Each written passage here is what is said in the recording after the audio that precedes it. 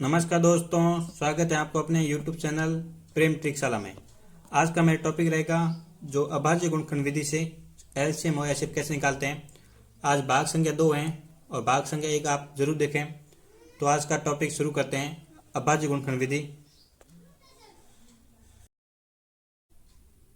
नमस्कार दोस्तों, आज का मेरा टॉपिक रहेगा अभाज्य गुणनखंड विधि से एलसीएम और एचसीएफ कैसे निकालते हैं, उसके बारे में रहेगा। इसका भाग संख्या 2 है। इन भाग संख्या 1 में हमने एलसीएम एचसीएफ का जो बेसिक जानकारी देखी थी, जिसके तहत हमने गुणनखंड और गुणज के बारे में और उससे एचसीएफ और एलसीएम कैसे निकालते हैं उसके बारे में देखा था। और भाग संख्या 2 में देखते हैं कि अभाज्य गुणनखंड विधि से हम एलसीएम और एचसीएफ निकालेंगे। यानी इसका उदाहरण संख्या 1 है। हम देखते हैं कि 24 और 36 का एचसीएफ और एलसीएम निकालिए। यानी उदाहरण संख्या 1 कह रहा है। तो इसका हल करते हैं कि एलसीएम और एचसीएफ कैसे निकालते हैं जो अभाज्य गुणनखंड विधि से। सबसे पहले 24 के अभाज्य गुणनखंड निकालते हैं। तो यहाँ पर निकालते हैं अभाज्य गुणनखंड जो किसके 24 की। इसके लिए आपको सबसे पहले एक खड़ी रेखा खींचनी पड़ेगी और एक आड़ी रेखा। तो यहाँ पर लिखना पड़ेगा 24 और एक। अगर हम दोनों साथ में निकालते हैं तो उसे गुणनखंड विधि नहीं कहते हैं, उसे इस विधि को कहते हैं जो ये सीढ़ीदार विधि यानी या लीडर विधि कहते हैं। लेकिन हम यहाँ पर अभाज्य गुणनखंड निकालें तो यहाँ पर 1 रखेंगे, यानी 1 का निकालना है। 24 का निकालते हैं तो हम 24 ऐसी संख्या बताइए जो सबसे छोटी, जो 24 को पूर्ण रूप से विभाजित करती है। तो एक 2 होती है जो 24 को पूर्ण रूप से विभाजित करते हैं, छोटी से छोटी संख्या। 24 को 2 जो 12 बार विभाजित करती हैं, यानी 12 2 24 कर सकते हैं। अब देखते हैं कि 12 को पूर्ण रूप से विभाजित करने वाली ऐसी संख्या जो सबसे छोटी संख्या है, तो वो है 2। यानी 2 भी 12 को पूर्ण रूप से विभाजित 6 बार करता है। अब देखते हैं कि 6 को भी पूर्ण रूप से विभाजित करने वाली छोटी संख्या वो है 2, जो 6 को 3 बार विभाजित करता है। अब देखते हैं कि 3 को पूर्ण रूप से विभाजित जो सबसे छोटी संख्या है, 2 तो हो नहीं सकती क्योंकि 2 3 को विभाजित नहीं कर सकता है, पीछे एक शेष पल बच जाता है। लेकिन 3 एक ऐसी छोटी संख्या है जो 3 को पूर्ण रूप से विभाजित करती है, यानी शेष में 0 बचता है। और 3 को 3 से विभाजित 1 बार किया है, यानी 1 लिख दिया। अब हमें क्या करना है, यानी 24 के जितने भी अभाज्य गुणनखंड निकले वो लिख देते हैं। यहाँ पर निकले हैं कि यहाँ पर 2 यहाँ से ले लिया और 2 2 गुणा 2 और 2 और गुणा 3। इस प्रकार से हमने इसे अभाज्य गुणनखंड लिख दिए। अब इस अभाज्य गुणनखंड का एक हमें कॉम्बो बना लेना है, यानी 2 3 बार आए तो इसे एक बार ऐसे लिख सकते हैं कि 2 की घात 3 इंटू, और 3 एक बार है तो 3 की घात 1, इस प्रकार से लिख सकते हैं। अब हमें क्या करना है कि 36 के भी जो अभाज्य गुणनखंड करने हैं, उसके बाद इसका एलसीएम और एचसीएफ निकालेंगे। तो यहाँ पर हम लिख देते हैं 36, यानी एक आड़ी रेखा और एक खड़ी रेखा खींचिए। अब यहाँ पर लिख देते हैं 36। अब देखना 36 के अभाज्य गुणनखंड करते हैं। तो हमें सबसे पहले देखना है कि 36 को पूर्ण रूप से विभाजित करने वाली सबसे छोटी संख्या देखनी है, तो वो होती है 2। 36 को पूर्ण रूप से विभाजित करती है और सबसे छोटी संख्या है, ये कितनी बार विभाजित करती है 18 बार। आप 36 में 2 का भाग देंगे तो 18 बार जाएगा, यानी हम भाग देख के बता देते हैं आपको। यानी इस प्रकार से आप भाग देंगे 36, तो यहाँ 2, यानी 2 एकम 2, यानी 3 में से 2 गए, पिछला 1 और यहाँ पर 6 उतार दिया, और 2 8 16, यानी 2 8 16। इस प्रकार से यानी 2 36 को पूर्ण रूप से विभाजित करती हैं, जो 18 क्या होते हैं, जो भागफल होते हैं, शेष पर शून्य रहना चाहिए। अब हम आगे देखते हैं कि 18 को पूर्ण रूप से विभाजित करने वाली जो सबसे छोटी संख्या देखनी पड़े, तो वो है 2। 2 18 को विभाजित करती है 9 बार। अब 9 को विभाजित करने वाली सबसे छोटी संख्या 2 हो नहीं सकती है, और एक किसी भी नहीं आएगा, और तो 3 लेते हैं क्योंकि 2 के बाद 3 आता है, तो 9 को विभाजित करता है 3 बार करता है। अब देखते हैं कि 3 को भी विभाजित करने वाली सबसे छोटी संख्या वो स्वयं 3 है, जो 3 को विभाजित करती है 1 बार। अब हम क्या करना है, यहाँ पर 36 थे और 36 के क्या लिखने हैं, अभाज्य जो गुणनखंड लिखने हैं। 36 के अभाज्य गुणनखंड कौन कौन से थे, यहाँ पर देख लेते हैं कि यहाँ पर लिखा हुआ है 2, यानी यहाँ से ले लिया, इंटू, और यहाँ पर 2 गुणा, और यहाँ पर 3 है, और यहाँ पर गुणा और वापस 3। इस प्रकार से ये अभाज्य गुणनखंड लिख दिए। इसको हम एक साथ लिख सकते हैं, यानी 2 इंटू 2 2 बार है, तो इसे हम 2 की घात 2 कर सकते हैं, गुणा, और यहाँ पर है 3 की घात 2, यानी 3 की घात 2, जो 3 2 बार है, इसे हम ऐसे लिख सकते हैं। अब हम क्या करेंगे, हम अगला स्टेप है कि यहाँ पर जो 24 के गुणनखंड थे, इन्हें आप लिख देते हैं 24। इसके गुणनखंड क्या कहते हैं, यहाँ पर गुणनखंड थे 2 की घात 3 गुणा 3 की घात 1। मैंने ये 2 की घात 3 और 2 की घात 3 और 3 की घात 1 मैंने यहाँ से लिखे हैं, ये आप देख सकते हो 2 की घात 3 और 3 की घात 1 जो यहाँ पर लिख दिए। अब हमें क्या करना है कि जो 36 थे उसके अभाज्य गुणनखंड के थे उसको यहाँ पर लिख देते हैं। यानी यहाँ पर थे 2 की घात 2 और 3 की घात भी 2। यानी ये मैंने कहाँ से लिखे हैं, ये लिखे यहाँ से। यानी यहाँ पर पहले क्या हो मैंने जो सॉल्व यानी 36 के कैसे अभाज्य गुणनखंड निकालते हैं। अब हमें क्या करना है कि जो मैंने इतना कर देने के बाद हमें क्या करना है, सबसे पहले एचसीएफ निकालते हैं। क्या निकालते हैं, एचसीएफ।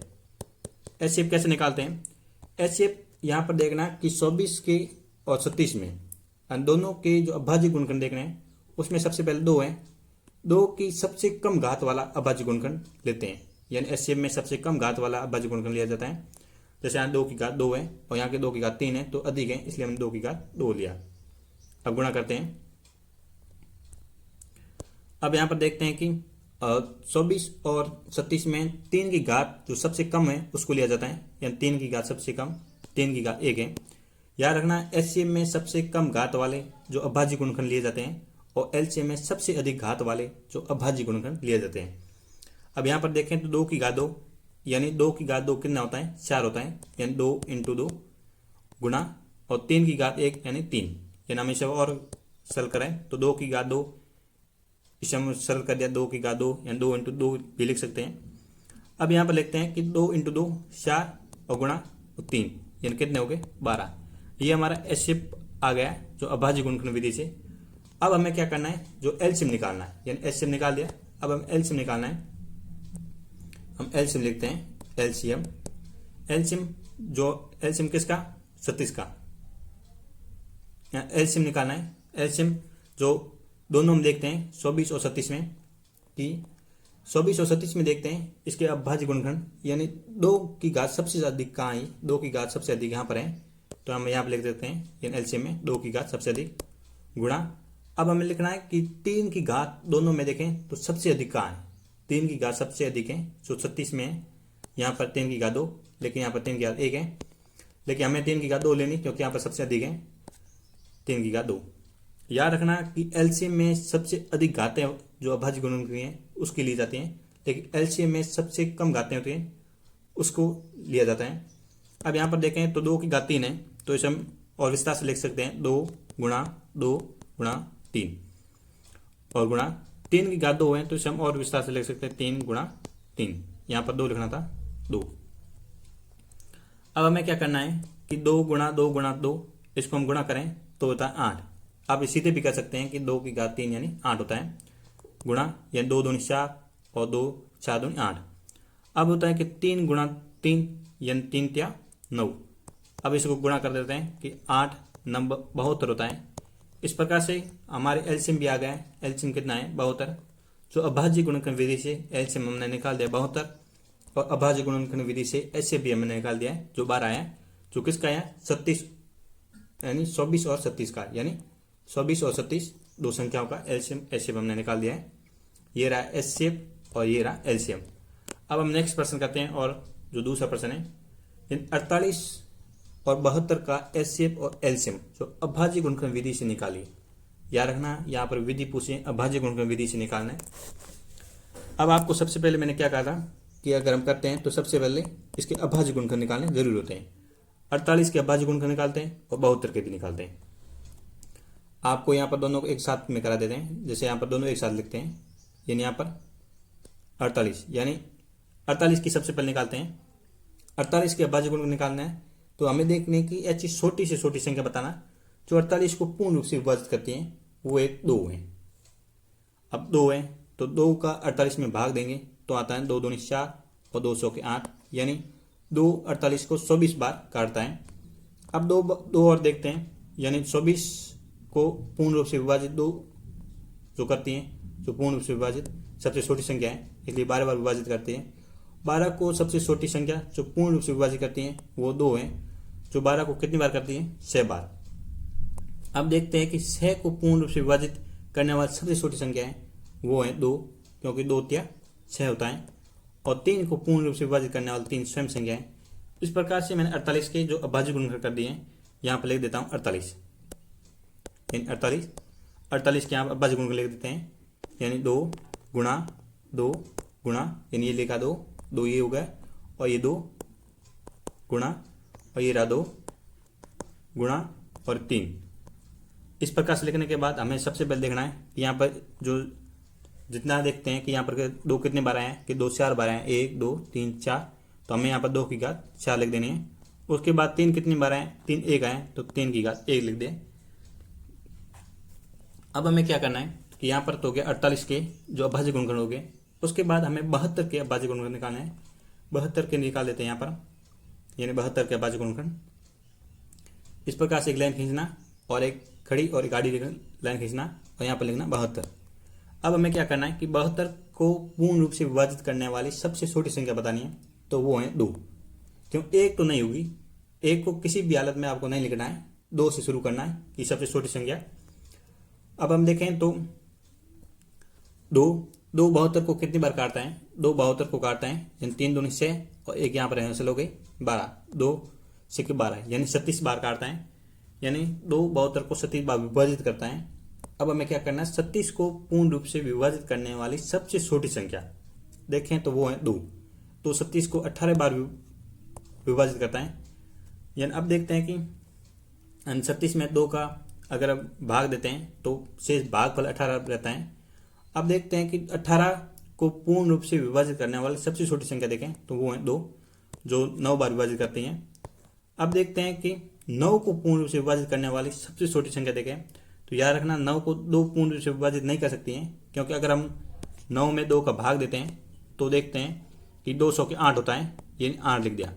अब 9 में से 8 गए, पीछे रहा 1, यानी शेषफल नहीं रहना चाहिए। शेषफल रहता है तो वो पूर्ण रूप से विभाजित नहीं माना जाता है। अब 9 को पूर्ण रूप से विभाजित कौन सी संख्या करती हैं, वो है 3 करती हैं, यानी 3 3 9। अब 3 को पूर्ण रूप से विभाजित कौन करती है, 3 करती हैं, 3 एकम 3। इस प्रकार से मैंने 72 के भी अभाज्य गुणनखंड कर दिए हैं। अब यहाँ पर लिख देते हैं 72 के अभाज्य गुणनखंड, यानी 72 के अभाज्य गुणनखंड लिख देते हैं।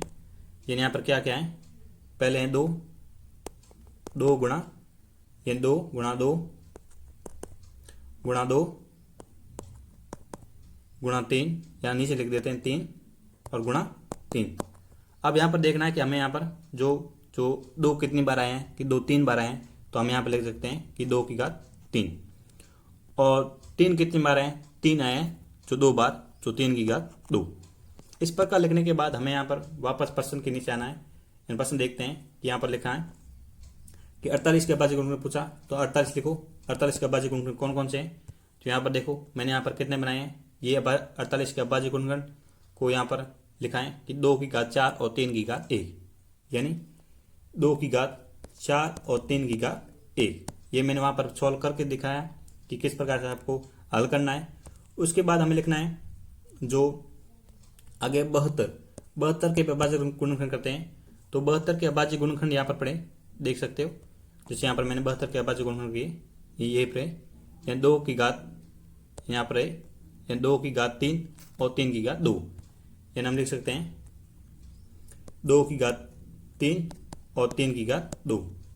यहाँ पर लिख दिए, देख ले, यानी यही है कि 2 की घात 3 और 3 की घात 2। अब हमें क्या करना है कि एचसीएफ के लिए आपको एक चीज याद रखना, यानी बात याद रखना, एचसीएफ जब भी निकालें तो याद रखना कि एचसीएफ यानी घातों में सबसे छोटी घात लिखी जाती है। यहाँ पर देखें तो 48 और 72 के अभाज्य गुणनखंड में देखें तो 2 की सबसे कम घात कौन सी है, ये रही, यानी 2 की सबसे कम घात 2 की घात 3। अब हम देखनी है कि 3 की सबसे कम घात कौन सी है, 3 की सबसे कम घात है 1, यानी 3 की घात सबसे कम 1 होगी। इसका सबसे पहले ऐसे हल कर देते हैं।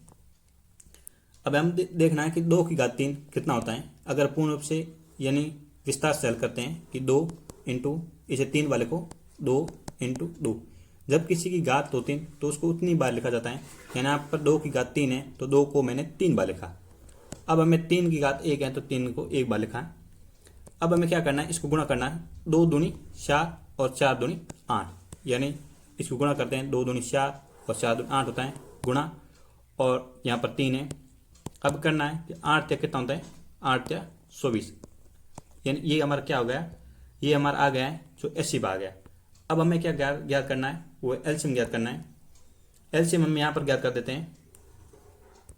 एलसीएम यहाँ पर लिखते हैं एलसीएम। एलसीएम कैसे ज्ञात करेंगे? एलसीएम हमें पता है कि सबसे अधिक घात कौन सी है। अधिक घात यहाँ पर देखते हैं, यहाँ पर देखो 48 और 72 में सबसे अधिक 2 की घात कौन सी है, यानी 2 की घात 4, और 3 की अधिकतम घात कौन सी है, 3 की घात 2। यानी हम लिख सकते हैं कि 2 की घात 4 अधिकतम और 3 की घात 2। इसको हम और हल करें तो हम लिख सकते हैं कि 2 गुणा 2 गुणा 2 गुणा 2, यानी जितनी घात होती हैं उतनी बार उसको 2 लिखा जाता है। उसके बाद 3 की घात कितनी है, 2, तो 3 को 2 बार लिखो, 3 गुणा 3। अब हमें सभी को गुणा करना है, 2 इंटू 2, 2 दूनी 4, 4 दूनी 8 और 8 दूनी 16, यानी 16 गुणा और 3 इंटू 3, 3 3 9। जब हम 16 को 9 से गुणा करते हैं तो हमें 144 प्राप्त होता है।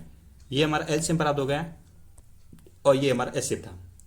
मुझे आशा है कि आपने जो अभाज्य गुणनखंड विधि से एलसीएम और एचसीएफ कैसे निकालते हैं वो सीख लिया होगा। अब आपके लिए एक अभ्यास पसंद रहेगा, यानी इसका उत्तर आप कमेंट में दीजिए। इन प्रश्न कह रहा है कि 18 और 30 का एचसीएफ वो एलसीएम जो अभाज्य गुणनखंड विधि से निकालिए। आप इसका उत्तर कमेंट में दीजिए। अगर वीडियो आपको पसंद आया तो इस वीडियो को लाइक करें, शेयर करें और कमेंट करना ना भूलें।